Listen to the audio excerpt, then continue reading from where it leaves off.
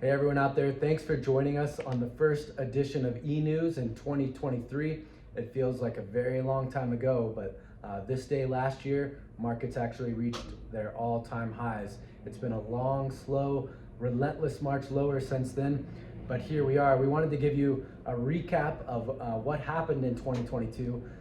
For us, the big story was it was a year that asset allocation and diversification finally worked.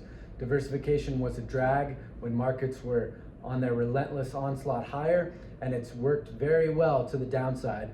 And when you look back and you look at specific allocations that we have, whether it was small cap value, large cap value, mid caps, small caps, developed international, or emerging markets, all of those allocations actually beat the S&P 500.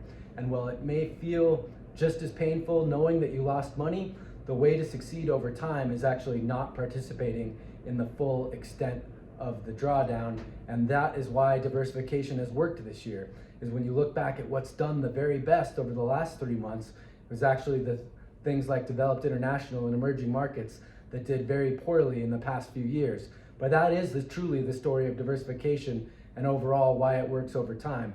When you look at the fixed income side, the aggregate bond index, which is sort of the S&P 500 for bonds, had its worst year in recorded history. No one has been alive to see a bond market this bad. Our fixed income allocations to short-term, high quality, essentially short duration US Treasuries dramatically outperformed the S&P 500 of the bond world. It was down about 14%. Our fixed income allocation was up about 1.5% on the trailing 1 year. When you look forward, those very same bonds that 10 or 11 months ago paid you 0.1% in annualized interest, over the next 12 months, they're actually going to pay you close to 4.5%. So they did their job, which of course was to protect to the downside when risk aversion ultimately came. We completely lacked it a year ago. The climate has changed so dramatically over the course of a year. It's not even funny.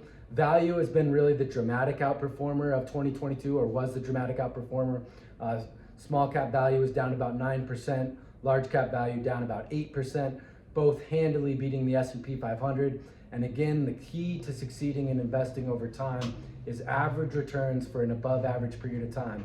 And the way that you interrupt compounding is participating to the full extent of the downside.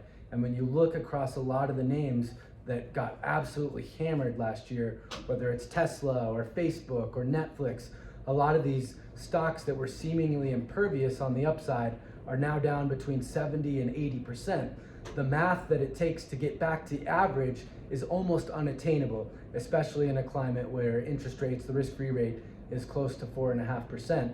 And people that own those names are going to learn that in the years to come. But Tyler can talk a little bit more about where we see markets going in 2023. Yeah, so the S&P 500, just for reference point, was down about 20% in 2022, and that's a painful. If you own the S&P, you had a rough year last year, and as Josh mentioned, almost all of our holdings, except for two, were down less than the S&P. So, believe it or not, we actually did our job. We know that it doesn't feel good. You still lost money. You were just down a lot less than the S&P 500. And so that is, believe it or not, us doing our job. Net of our fees, with the S&P down 20% and most of our holdings down a lot less than that, that is actually us doing our job, because Josh mentioned that negative math. It's much easier to get back to where you were at the all-time highs when you don't go down as much as the market. And so on a go-forward basis, with interest rates being higher, across the yield curve, that means businesses are going to have to earn their cost of capital. All of these businesses out there that were burning cash on a quarterly basis are not going to be going concerns. They're going to be out of business, and there's a lot of them. There's one here in Central Oregon, and so that's going to be sort of the tale of this year. And the reason you hire us is because we are boring asset managers, and that's exactly what you want. We like to grind out, like Josh says, average returns for an above average period of time, and that's the key to building a long-term investment strategy that works. We're never going to chase any of these fads or these strategies that at sometimes look really good, like crypto or these tech stocks.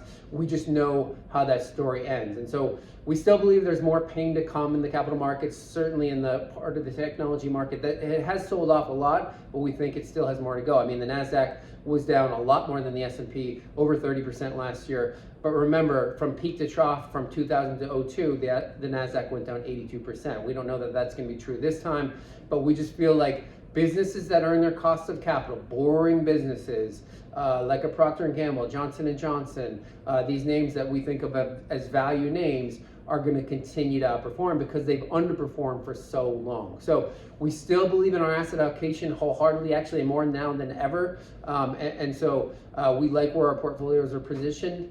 And so as always, if you have a question about your account or your situation, you can call the office. The number is 800-743-0988, or you can send one of us an email, Tyler or Josh at northwestquadrantwealth.com. We'll see you back here in 2 weeks.